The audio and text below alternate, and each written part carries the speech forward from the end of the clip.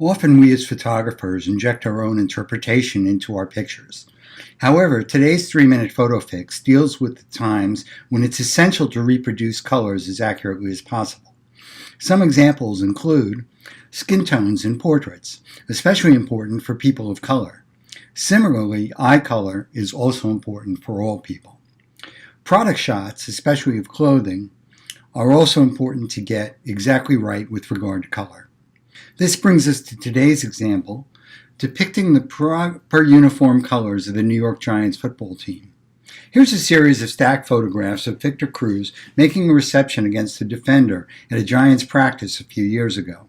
The colors are close, but the reds are a little too pink and the blue is a little too violet.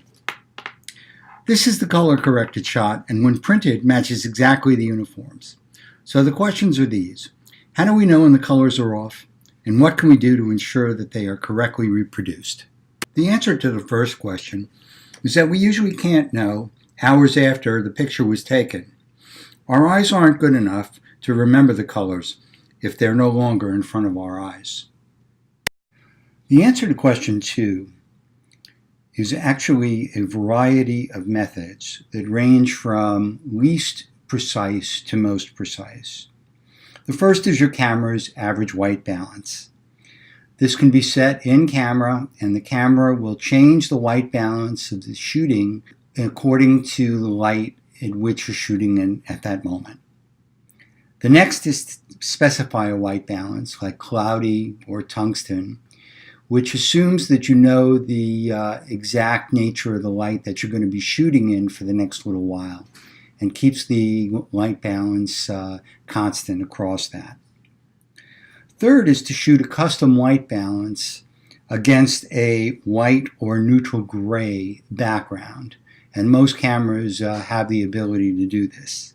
Next is to set a custom white balance according to a specific temperature of the light that you're shooting in.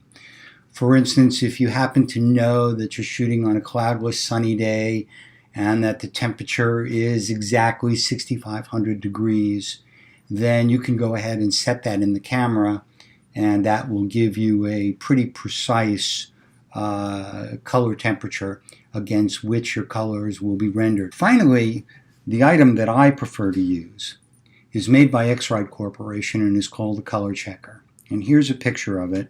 I actually use the mini color checker, which sells for between $50 and $60. It's very easy to use.